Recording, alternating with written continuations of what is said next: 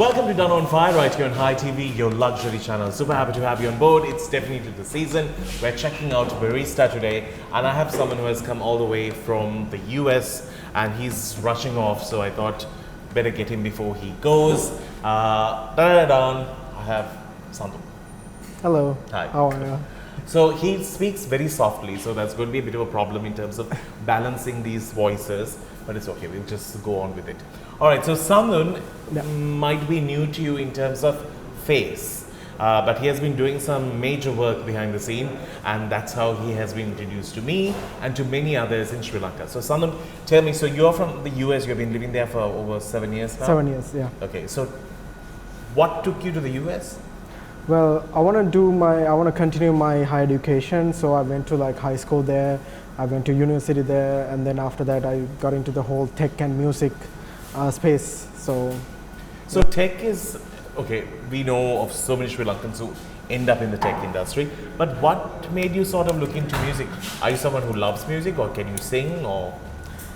well, I can make music, I can write music, but somehow I got into the whole like music business aspect of it, because I was into the whole hip hop scene, you know, it kind of looked cool, like the rappers, so I want to like just join that movement.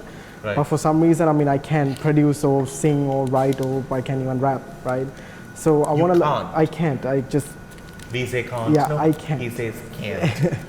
So what I did was like I want to like get into it, just plug in somehow. So I started learning about music management, you know, labels, contracts, all that stuff. So from that, I just plugged into the whole music scene. So somehow, like these couple of years, I was like going back and forth for the music business and tech, trying to like figure out the behind the scenes and everything. So how big is this industry that we don't get to see, unfortunately? All right, a lot of people, it's easy for them to overlook Sri Lanka because we're a small country, we don't have so much of population. However much we scream and yell, we are going to scream and yell maximum to 20 million, sorry. So that is what we are pushing at. So how can we sort of change this mindset by thinking out of this country? Somebody's phone is ringing on. Sorry. How can we sort of think out of this country and see, okay, we have like 20 odd million in this country, but we have to look further for more things to happen. How did you start seeing that? Well, in US, it's already like set it up in a way that, okay, there's artists, there's labels, there's distributors, this is how much of a market you have, these artists get this much streams. But in Sri Lanka, there's no industry, you know, it was like events, that's it. But other than that, there's no like digital side of like music that happening, right? And in numbers wise, we have 20 million people, and that's way enough to like actually make some money out of like digital side, like streaming side, right? Here still, music is seen as passion, unfortunately. Right. Yeah. Well, we are the bad guys because we are going into the business side of music, right? And then we're trying to like create like a win-win situation for everyone. It's not just the musicians should get paid, right? There's music companies, like, you know, artist managers, like tour managers, road managers, like people who make the cover art, like, you know, people who work behind the scenes to do the pitching. So there should be like a industry that where like these jobs existed and they gotta get paid these jobs too. get recognized and paid for. Yeah, exactly. You know, like in US, like there's people who's like making good enough money from these jobs. Designing a cover. Yeah, designing a cover. And whereas we are like, exactly. See, that's the mindset that we need to change. You know, true. like. But do you think we have the infrastructure or the people or the volume to change that overnight? Yes, we are. Like, you know, in 1 year, we pretty much like changed the whole industry. Like, you know, only 1 year. So that's what I'm trying to get into. That's the next segment, to exactly know what he has been doing for this 1 year, because it has been a huge jump for a lot of us. Sri Lanka has been recognized globally now. Our music has been spoken about, and our music is actually being streamed so well. But how did it all happen? We need to speak about it. There's been one mastermind behind it, and it's this guy. Believe it or not, he does a lot of magic on the computer.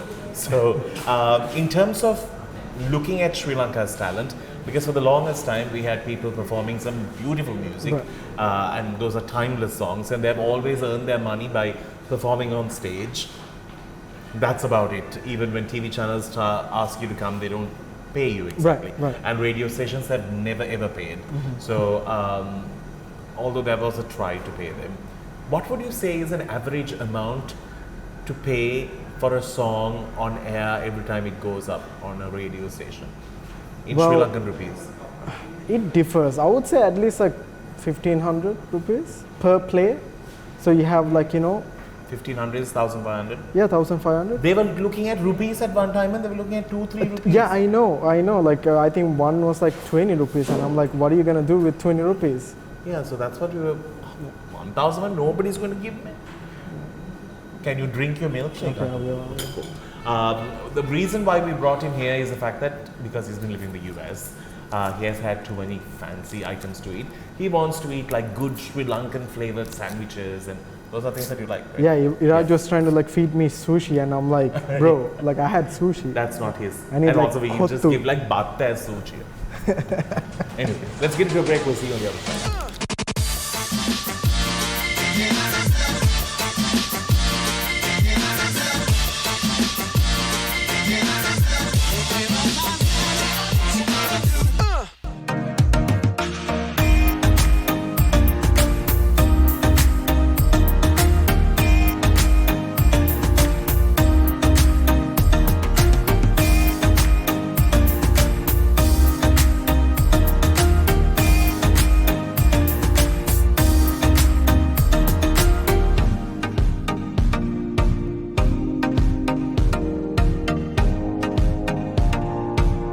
Welcome back to the show. It's our second segment. We're checking out Barista today with this, I will say, a young legend. He's in his 20s still, by the way. But he's doing some remarkable work for the talented people of our country. So that's very important to be recognized and also to have some kind of validation that's going to give them more of a chance to perform. So you have literally one photograph on Instagram. Right. Nobody can ever find a face to you. No. Literally, when I was talking to him, I said, "Can I see how you look?" Just so I have a face, and it was worth it. I just wanted to ask him. So tell me, you have a company. Yes, I have a music company. Yeah. I have a tech company. And these are both merged together? Well, not really. I try to like keep it separated, but certain projects we do it together. Right. You know? And this particular one is the first, the only in Sri Lanka that has reached so many people and created a platform that distributed music to so many within 1 year. Tell me about the play, tell me about the brand, when it started, how it started. So the first thing, I started a company called Sandun Music Group, and so with that the goal was to like get like emerging like rap genre, for example. It's an emerging like genre that people didn't have like much attention to. So from last year to this year, rap came from nothing to something. Like we got pretty much all the rap artists. We built names from the ground up. When we signed artists, they had nothing. Like they had like 5,000 subscribers or less than 700. Right now, they're like one of the biggest like names in Sri Lanka. Like in terms of numbers, they're doing really well, right? So the goal for the company was to create like an independent movement for artists, right? So traditionally, the way that we had music was like one person has the channel. So one person get the credits, one person, their name is building, but the rest, you never heard of them. And right? it's literally like they produce a song, they put it on their YouTube channel, they earn the money. Exactly. So it's kind of like you have been used. Yeah, exactly. So they've been using like artists like for the past like years, right? And then I was like, you know what? It's time to like build a independent system where artists can have their own name, like their own identity. So that's where Bonfire was born. Bonfire is like Sri Lanka's first distribution platform. So it's not like a company that you give music to. It's like software where like pretty much like you, an artist can have an account and then we pretty much put music. That's it, A to B, right? And we do pitching. We have like a really good relationship with Spotify. So all that stuff comes with it, and then we are here. You know what I mean? We are like, we have a huge like local presence. Our team is Sri Lankan. It's a Sri Lankan company for Sri Lankan artists. That's amazing. So something that you can relate to, this may sound like all technical jargon, for you, but let me just simplify it for you. So the song Manike Magehite went so big and got to so many people's ears is only thanks to the right platforms and the way it was pushed. If it was not pushed that way, it's just going to be another song that is going to be on the shelves and us looking at it on YouTube. So that is the process. Unfortunately, you need to know how to push a song out and find the right streaming places so that your song gets picked up by the right people. So today, the other song that has done really well is Kakula. I think it's really good, and she is a brilliant rap artist who's in it. Romain is in it. Some brilliant talent. Tell me about that song. When you heard it, did you think this song has potential? But there's a funny story for that. So when Mass put the song like 4 months in advance, I was like, oh, I need to wait 4 months to listen to the track. Yeah. Like I forgot it's in the system. Yeah. Right? In like I think 1 week before the release, I was like, Mass, yo, I really want to hear the song, you know? Yeah. And he was like, yo, it's in the system. Just play it. Yeah. And then for 4 months, I was like, just it there. was in the system. I couldn't listen to it. So he didn't release it because of the situation and the music video. Not just that, we want to like make it special. Right. Like he knew that before this even happened, he told me this is a hit. Like legit. Like the first day he uploaded, he was like, bro, this is a hit. So like it's like 4 months before, right? True. And then when I saw the music video and everything, the work that he put, I was like, yeah, this is gonna be a hit, right? So we have had big music giants in our country who sort of revolutionized music in terms of giving it a pop outline to it, or even giving it a bit of a spin that it had international approach to. But all these artists have always been kept under certain names. Right. How are they taking it? Because we have given everyone an individual platform to stand on. They make their own money. They get rewarded for their work. How does that work? Well, that's a tricky question, Danu. I got to ask you in a tricky way. So some are taking it really well. Okay. You know. These are the big fish. Yeah, big fishes. But some are taking it really well. Some actually joined with me. Okay. Because they see there's a future. There's like something for all the artists. And for themselves. Yeah, exactly. We got like some really big artists joining, like Sanuka, Lahiru Pereira, Viraj, like everyone. And but there are some artists, like we still like haven't had the chance to like pitch it in a way that okay, this is what you're gonna get. Or they don't want to see it that way. Yeah, exactly. But Okay. we'll see. The You're time being will say. It's diplomatic. only been like 1 year. Like we had the first demo like in April, and then August we launched the platform. And then Manike Magehite was like such a blessing for pretty much everyone who was like involved in it, like the management, the producer, Yohani, and then our company too. In like 5 months we collected over like 2.3 billion views, and from that it's just start spreading, and then a lot of people see the potential of this platform, and people like start joining one by one, and then we had some major artists putting like new music. Like next year is gonna be crazy. Like music wise, it's gonna be a crazy year. It's gonna be a crazy year. That's 2022. All right, we're gonna get into a break. We'll see you on the other side because I gotta ask him a few more questions so that you'll have an understanding. Is it limited to singing only? We'll speak more when we do come.